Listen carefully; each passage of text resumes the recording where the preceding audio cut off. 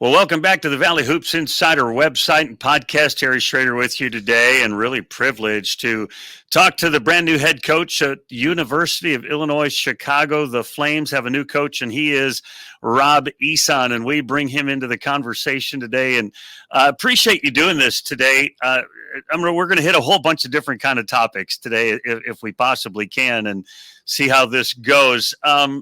First of all, congratulations on the job. But number two, talk about the process. How did you end up, the things changed at Stanford and all of a sudden UIC? Talk about the process. Yeah, I think when the season was ending at Stanford, there was a few head coach openings that I was interested in, had some mutual interest in me. And the last week of our season, or I guess shortly after UIC had made a change, I'd had contact with Michael, our athletic director, just about my interest in the job. And ironically, Harry, when they hired Coach Yak 4 or 5 years ago, earlier, I was very interested in the job. At that point, I was head coach at UAB, but I had a lot of connections in the Chicago area, had recruited it a ton. My assistant, who's with me now at UIC, my strength coach, were all from Chicago. So I just felt like it was a job that always had a lot of potential. So this time around, very lucky and excited to have an opportunity to speak to Michael in the search firm about my interest and passion for the job. And yeah, one thing led to another, and life gets crazy. And next thing you know, honored and excited to be, the head coach of the Flames. I want to talk more about that, the connections and all of that. But you talked about being at UIB. You just turned 41, I think last week. So 42. You were. What's 42, that, 42 now? 42. So you were just a pup at UAB. I mean, when looking back, do you think, why did they turn the keys of that program over to me? When I got the job at UAB, I was 33 years old. Harry, I jokingly tell people that I had such a fast and quick trajectory in the profession. From 24, I'm an assistant coach at Maryland under Gary Williams in the ACC. And, I'm just a quick track to being a head coach of UAB, a big program with a lot of tradition right at the age of 33. And I think, I thought at that point, honestly, I was going to be the next Brad Stevens. Sure. I had a good run at UAB. What's kind of funny, here's a little Valley insight. My first head coaching game at UAB, okay? I'll never forget it, November 11th, 2016. A point guard and future coach at that time in the Valley, Nick Norton. Yeah, I know Nick Norton. Sure. Nick Norton tears his ACL at half court of my first game. We were projected to win the league that year. We had everybody back.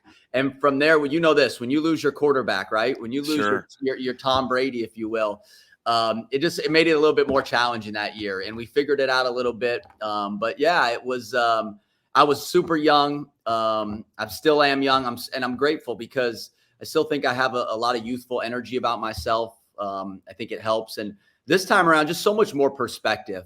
It's like being a dad until you have a baby and you have to wake up in the middle of the night. You really don't know what it's like. And I'm lucky and blessed to have that perspective now in round two here. In the press conference or the press release, whatever it was, Michael Lippitz said that you carried similar values to the UIC values. What does that mean? Yeah, I think the biggest one is I believe wholeheartedly in leadership and growth. And I think UIC as a university is in a very interesting time. New chancellor, in the Missouri Valley, growing enrollment. There's a lot of positive stuff going on near in the West Loop here where we're located. And I think they wanted, especially Chancellor Miranda, wanted somebody who believed in leadership and had a vision. And I think both of those things are important to me. And over my career, especially in the last 4 or 5 years, I've done a ton of leadership development for young coaches, for minority coaches, something I'm passionate about, and there's some ideas I want to bring with me to UIC. But I think those are the main things. You started an organization or a seminar, or whatever, called Top Connect, and it was training kind of high-level assistants. That's part of what you're talking about. Yeah, we started a program actually during COVID for GAs, because I was a GA, for young graduate assistants that wanted to get into coaching and wanted to learn the business. It was incredibly rewarding. I did 3 years, 3 cohorts, if you will. Every year we had close to 100 applicants. We didn't charge, we charged nothing. It was completely free just to give back. And what's come from it has been, as you can imagine, some amazing dividends, relationships. When I got the UIC job, you can imagine all of my GAs, if you will, that went through the program were calling me for a job. And I talked to a lot of them, but we did men's and women's basketball as well. So yeah, it was a really, really cool experience. You threw out the first pitch at a Flames game, and you threw out a first pitch at a Cubs game, and clearly the Cubs game is pretty exciting. I think, did you also sing at the 7th inning stretch? I did. Wow, that's fast track stuff. But this might be the most difficult question of the entire interview. Of those 2 pitches, which one was best? Well, definitely the Flames one was fast. I threw it a lot harder. A little high and inside, but I went to the rubber on both of them, and I did. You got to go all 60 feet 6 inches. You got to do it. Exactly. I did it. I just saw Zach Edey throw it. I don't know if you saw him at the Cubs game. He did better than Zach Edey. I know that, but no, kind of like a pinch yourself moment, right? Sure. I wish my kids, especially my sons, were a little bit older. Because they were in California, and I said, "Hey guys, one of them's 8, one of them's 4. You guys want to come watch Dad throw out the pitch of the Cup?" They're like, "Nah, we have school, Dad. We can't. We have school." I'm like, thinking to myself, when you're older, you're gonna realize this how cool this was. So 76 and 57 at UAB, 19 wins a year. I mean, on average, and you had a COVID year in the middle of all of that. Your biggest takeaways, you talked about having perspective, but your biggest takeaways from those couple of years at UAB as the head coach? I think we were really close in my last 2 years to, especially year 3, to winning the conference championship, up 9 in the semifinals with 4 minutes to go. And then when COVID shut the season down my last year, we had won 5 of 7. I think it takes, I've told this to a lot of people, Harry. I think it takes 2 years to find yourself as a head coach. And I think in my first 2 years, I was trying to be Gary Williams. I was trying to be Seth Greenberg. I was trying to be Jared Haas. And it takes some time to figure out who you are as a leader, as a coach. And I think that was the biggest takeaways in those last couple of years. We did really well. I became comfortable with who I was as a leader, who I was as a coach. And I think that's the biggest thing. And I know what kind of players I can get the best out of, and some that I can. And I know which kind of coaches I want to hire and fit me, and all that stuff you go through as a head coach. And I think that's the perspective part that really you can't put a price tag on it. It's invaluable. And I'll tell you this one thing: belief in leadership is so important from a staff standpoint, from the player standpoint. Man, it can overcome so much. And I'll say this, I got to know over the last few years Josh Schertz, right, who had just an amazing year in the Valley. And when you hear his players talk about him, man, the belief they have in who he is as a coach and what they were doing was just so strong. And I think creating that belief and getting guys on the bus in the right spots, as simple as it sounds, it is so, so important, especially in today's day and age of college basketball, where there's so much in and out. There's no, 4-year guys are very rare nowadays. All that stuff, it's important. You mentioned Josh Schertz. Conzo Martin told me almost the exact same thing just a couple of weeks ago. He's been coaching a while, but he said those first couple of years he was trying to figure out who he was, and then you start to land that a little bit. Talking about some of those other coaches, talk a little bit about Coach Williams and Coach Greenberg and Coach Haas, just things you picked up from them. Yeah, I think Gary, I always tell people I got a PhD in coaching being at Maryland right out of college and how to run a program. And in 2002, Gary wins a national championship with no McDonald's All-Americans. Wow. And at that time, I think there was only one coach that had done that in 20 years. I think it's happened a few times since then. But Gary, if you remember his teams, man, they played with an edge. They played so hard. His competitive fire every day, his consistency with his competitive fire was really something that I learned at a young age. It didn't matter, Harry, if we beat North Carolina, the number 1 team in the country, on the road, or you lost one year. We lost to American University before Christmas. Coach was going to bring the competitive fire every single day. And I think it just created that it permeated itself in the program, and it rubbed off on how the guys played. I think that was the best thing. He also was a master at having something simple basketball wise, which for Gary, I don't know if you remember, it was the flex offense. There was the flex offense, right? And he was a master at being able to have different players play within this system, but then tinker it to those guys' strengths. So whether you had good big guys like Lonnie Baxter when they won the national championship and those guys, or then you had a good point guards like Gravis Vasquez, he was able to tinker it. Seth Greenberg, I say this today, one of the best basketball minds, and I think it shows on ESPN when he does what he's doing now, one of the best basketball minds in the game. He could give a coaching clinic on almost any kind of defense on the spot and knock it out of the park. He was really phenomenal in that. And then Coach Haas, I don't know if you saw his press conference. It kind of went viral after his last game at Stanford. But you talk about the definition of servant leadership of a guy who created a culture where players wanted to run through a wall for him because of how he treated people. So a little bit of lucky to be around all those three of those and work for all three of them. And all of them have had an impact on me. People have called you an offensive tactician. You kind of almost grimaced when I said that. Talk about that. The game, it seems like for the longest time, defense wins championships. That's what everybody said. And we're going to figure out how to grind you into dust. And it does seem like the college game has shifted gears a little bit to be more offensive. At least the Missouri Valley Conference has, for sure. But talk about what that means and maybe what kind of offense you like to, place into your system. Well, two things. I think I have so much respect for the coaches in the Missouri Valley. And I know there's been a lot of turnover, but I'm excited for the challenge to go up against, to be in this league. We're going to find out how good of an offensive tactician I am right here shortly. And listen, at the end of the day, sounds silly, but the better players, obviously make the better coach, especially offensively. But I've grown and evolved, I think, greatly in the last 5-6 years as an offensive coach. Our teams at UAB were always good offensively, in the top half of the league, top 2 or 3, couple years. But I micromanaged offense, Harry, a little bit when I was younger. And I think that was part of me wanting to control everything. And the last few years, I've had the complete luxury of spending some time with the Sacramento Kings because Coach Brown's godson was on our team at Stanford. So I spent a lot of time with the Kings. I'm from Sacramento. I recruited Andre Stojakovic. So I became very close with Peja Stojakovic, a legend in the Kings organization.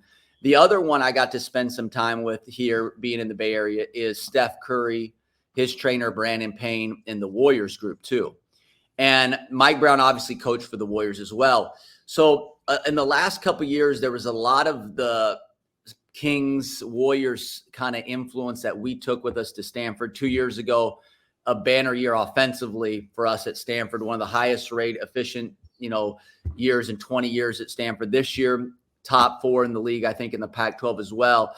So giving up some of that control as a head coach is one of the things that I think I've developed, and being able to play with a little bit more pace, a little bit more freedom, and just growing as the game's grown. Sure. I think I've done you got to be able to adapt in all aspects of the job right now. You have to be able to adapt. And I think, as you just said, even the Valley, tough, physical, defensive, probably league at some point with a reputation, as you've had some great offensive teams here recently. And I'm excited. It's hard in recruiting, Harry, because, nowadays you want to get a point guard that can do this, right? And a 5-man can do this, but this isn't the NBA draft. Like, we don't draft players within the transfer portal world. This is not even now where you go out and you evaluate a kid in the spring and the summer. This is a totally different deal. So I think, people asking me all the time, how are you going to play? Since I've gotten the job, recruits, coaches, and I have a framework that we want to kind of use, but I'll be honest, the pieces have to fit, and you got to be able to adapt. And, part of it will depend on who we have and the strengths of who we have as we're recruiting. Yeah, and then players want things maybe that they can't do. Matt Graves told me the other day, he said 5s want to be 4s and 4s want to be 3s. He said, I'm recruiting 6s that want to to be 5s. Try to figure it out. Yeah. Talk about your staff. You hired some folks. You mentioned Coach, I probably will say his last name wrong, Devitt. Yeah. he was with you, previously. Just talk a little bit about the staff you've put together. Yeah, I think I'm really excited. A good blend of experience, regional connections, people I'm familiar with as well. Kevin Devitt, as you mentioned, our lead assistant, was associate head coach at Niagara the last couple of years for Greg Paulus. They had a couple really good seasons. He was with me at UAB for all 4 years. Did a ton of our recruiting. We recruited Chicago. He's from Chicago, coached at Roosevelt, used to run all-star games back in the Chicago area when he was younger, still a relatively young guy, and a great defensive coach. So we got Kevin, we got Johnny Hill. Johnny Hill is from Chicago as well, played at Illinois State for a few years, played at Purdue, had transferred, played at Purdue a year, was at Utah State and Montana State the last 2 years. Both went to 2 NCAA tournaments. So is bringing a lot of experience as well. David Birkin is one of our assistants. He was at Stanford the last 7 years, was with me for the last 3 years. Really helped me with the offense actually and player development at Stanford the last couple of years. Incredibly hardworking, bright future, and his has a bright future coming up. And then 2 guys, Ryan Davis, who was a head coach at Lake Forest College, just up north. So he's another guy who I've known for a long time from the area, has a lot of connections, has head coaching experience, even though he's young.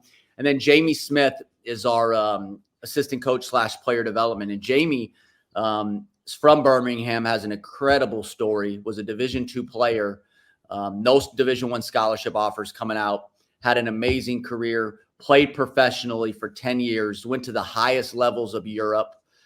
His brother is one of the biggest agents in the NBA right now. 3 brothers, they all played high level Europe. He just wants to get into coaching now. He was at Longwood last year. They went to the NCAA tournament. So he's our last assistant coach. So really excited about the group. Ton of different experiences, relatively younger, a lot of energy, which I think fits me as well also. Yeah, putting together a staff so critical, right? I mean, the right blend of guys that you want to hang out with and can bring certain aspects to the coaching recipe. It's huge how you put that together. You've landed some recruits, and I think they're on your website. So I think we can talk about all of those. I'm going to bring one up that maybe you can't, and you can tell me about that. But tell me about the guys you've signed. Yeah. So we, I'll first say this. There's 2 returning starters that are coming back that we're really excited about. Philip Scoball, Ethan Pickett, 2 guys, obviously, who have experience in the Valley, who had some high moments throughout last year. And I'll say this about Philip, we'll be a 4th-year guy here, right? He's played 4 years, not, I guess, in the Valley because his first 1 or 2 were in the horizon. But he, I was telling him the other day that in today's day and age, it's special for you to be somewhere for 4 years. Call it your school. He'll go down as I'm setting records in terms of 3-point shooting and that kind of thing. We're excited about him and Ethan Pickett, one of the best, I think one of the versatile, most athletic wings in the conference. I think he will have on pace to have a really good senior year. He had a really good game, I know, in the Missouri Valley tournament. So we're excited about him. And then it's hard to keep track, Harry, but we're tough. I think we've had 6 now that we've signed. I think that we're able to release another one that will be announced here shortly. Ahmad Henderson from Brother Rice High School there in Chicago, all MAC freshman team at Niagara, played obviously for Coach Kevin. Really excited about him. Fast, combo guard, can do a lot of different things. Obviously plays the point guard, but can shoot the ball really well. 3 more years left. I think that's another thing that we're really excited about Ahmad. We also kept Carlos Harris. That's the guy I was going to ask you about. Yeah. He's not on your website. I thought, well, I'm going to ask, and you can say no comment. No. But he has signed. Yeah, that's a good one. I got to make sure he's on there. Yeah, no, Carlos is going to stay. Good. We're really excited about him. He had a great senior year at Curry. We were familiar with him even before I took the job. So that was an important piece, making sure he was on board. After Ahmad, we have another guy, Josh Reeves from Mount St. Mary's, big body, starter there for the last few years, great shooter. Sasha Sieni was a big guy from Xavier, originally from Slovenia, played a good role off the bench for Xavier last year. 6'10", 250, will really give us a physical presence, which we need. We're excited about him as well. And then Javon Jackson comes to us from Utah State, played on one of the best teams in the country last year, came off the bench, shot 38% from three, played for Coach Hill, who's on our staff really, so there's some familiarity there. And then there's a couple other ones. There's one that'll go out today, another big guy that we got, and hopefully there'll be a couple more trickling in this week. But we're really excited right now. All the players that we've recruited, we think are big impact players, guys that are going to have a chance to start and have a big impact on our team. And I think we've been selective. We're trying to get high character kids that also, fit me as well. And so I think we're off to a good start. It's never ending, as you can imagine, though, as today. And as you look around the Valley and you look at the rosters and you look at the coaching changes, man, it's a lot of schools. We're all a lot in the same boat right now. It's kind of unique, but it's May 9th here, and there's still going to be some key additions, I think, to some teams that could really impact the league.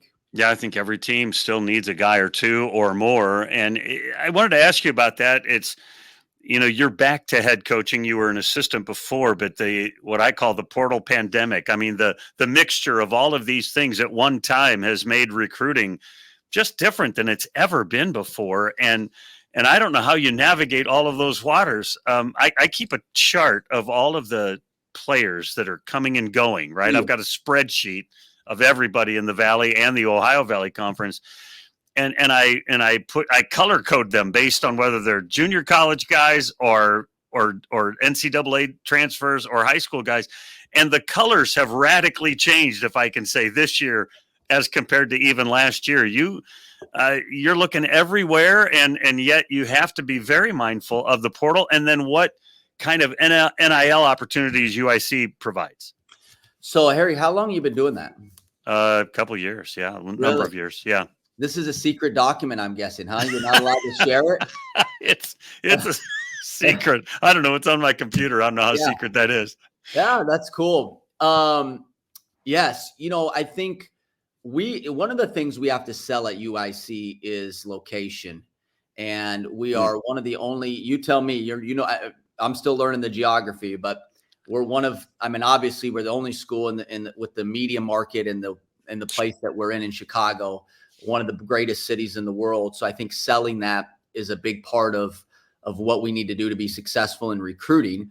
We do have NIL. The Chicago Collective is what we have started. I'm very grateful that we've had some donors step up and really support the program, because listen, let's be honest, in today's day and age, if you don't have competitive NIL, it's going to be hard it's almost impossible to field a team. So I think we have that going for us. And you said this just a minute ago, we are literally looking everywhere. We really want to cast a wide, diverse net. And when I say that, I'll give you one thing that we've kind of focused on a little bit is international. We'll have 3 international players already. I would think we'll actually be to 4 or 5 by the time. So an international roster is part of it. We do feel like at UIC you can recruit junior college nationally. Obviously the portal, everyone's recruiting the portal. But going outside the box, I think Division II, you've seen some players in the league come from non-Division I's and be incredibly successful. Yeah, NAIA guys, everything. Yeah. So I think it's all about finding the right guys that fit what you do and fit who you are. But, I jokingly said this here, the hard part mentally right now for coaches is you're going down, especially when you need to sign a lot of guys, is I jokingly say you're going down like 10 rabbit holes a day. And in recruiting in the past, you would recruit a guy for a while, you'd miss out, or and it was a big deal. And you have to now, it's like a startup company. Like you got to fail fast. You got to fail fast to find the ones, that will work out for you and value your program. And it's a good match. And that's the tricky part, though, I think mentally is we're going down so many different rabbit holes, if you will. Every coach is trying to find the guys that they want that fit them. I thought you getting Phillip to come back was huge, like Kennard Davis going back to Southern Illinois. I think some of those kinds of things really important for fan base, but also it says something about the new coach being able to sell the old player. I think that says a lot. I'm excited about Phillip and Ethan, and I think Phillip, great maturity. Originally came here from overseas, came during COVID, never really took another visit. Grateful for his loyalty. Really handles his business in a first-class manner. And I'm excited for both of those guys. And the special thing for me with Ethan and Phillip is they're both seniors. There's 1 year left. They want to go out on a right note. They want to win. They deserve to be on a team, that has a chance to win and compete for a championship. And so, I think it says a lot about them. And in Phillip's case, I know he's said it multiple times to me that this is his school. You don't hear that in today's day and age. Right. And both those guys, hopefully, when they leave UIC after next year, they will have left a legacy and will always be a part of coming back here. And we're going to always do whatever we can to honor those guys and keep them close. Before I let you go, in the Valley, new to the Missouri Valley Conference, you are, and that sounded like Yoda. That sentence structure was completely backwards. But you're new in the league. Who are the people in the league that you do know? Are there coaches you know fairly well, or tell me about your knowledge of the Valley? Yeah, I mean, I think Coach Graves was out South Alabama. I think 1 or 2 years when I was at UAB, so I knew him. I did know Coach Schertz pretty well. Coach Prom, I know well. Coach Day, I know well. So I think because I was at UAB, there's some geographical, I feel like I have a good pulse on a handful of them. Just a high level of respect, obviously, for Coach Jacobson and what he's done over his career. Bradley has such a good program, man. He's one of the best in the country. Brian's one of the best in the country. So I feel like listen, I think if you pulled all the coaches in the country, all Division I coaches, and said, what league has the best coaches historically? I really believe Missouri Valley would be up there in the top 2 or 3. So I think I've always just had an incredible amount of respect, for all the coaches. I'll tell you a funny story. When I got fired at UAB, Porter Moser called me, and I did not know Porter at all. Had never spoke to him. Obviously knew who he was. And he said, "Hey, Rob, I wanted to reach out to you when your path is very similar to mine."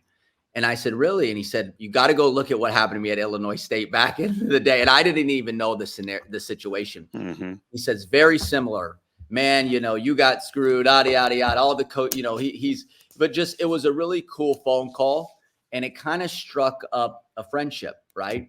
So we kept in touch, over the last few years, and then this year at the Final Four, I'm walking, through the lobby or whatever, and he sees me, and he comes up and gives me a big hug and says, "Rob, I'm so happy for you." And ironically, he had, it always stuck in my mind that he had told me, "Your story is just like mine." Wow. So what I told him, I said, "Coach, what's so ironic? I'm becoming a head coach again at a Missouri Valley school in Chicago, just like he was at Loyola." That's crazy. So I said, "Hey, listen, my goal is to be Porter Moser and take UIC to the Final Four, just like you did at Loyola." And it was just a cool moment between us, me and him, and I'm grateful for his guidance and reaching out to me a few years ago after the UAB thing. So he's the best. We've stayed in contact since he left the league, and I talk to him periodically, and I just think Porter's the best. I appreciate him. Appreciate your time today. Wish you all the best. Excited for what's ahead at UIC, and I'm one of those guys. I get attached, right? When they let Coach Yak go, I was bummed because I liked him so much, and but that's the way it is in a very difficult business, and he'll land in great places because he's a great guy and all of that. But we wish you all the best. Final thought though, you still have, what do you have, like 3 or 4 roster spots still to land? I mean, you have a lot still yet to do. Hopefully by 2:00 Central Time, we'll be down to 4. All right. So we're moving in the right direction. Wow. Look at the breaking news you could put on my podcast right now. Look at that. How you're holding out on me. I'll get over it. Yeah. So, no, Yeah, we're good. And listen, you know what? You know what's interesting here? No school plays 13 or 12 guys. You got to Right. get the right. You got to get the right blend of guys that can help you win and go from there. And we're excited about the direction we're headed. Appreciate your time today. Wish you the best of luck, and we'll catch up again soon. Awesome, Harry. Thank you. That's Rob Ehsan. He is the head coach of the UIC Flames and building a roster, man. Carlos Harris, I'm very excited about him. That'll do it for us today. Remember, since you've been there, make it a better place. We'll see you again real soon.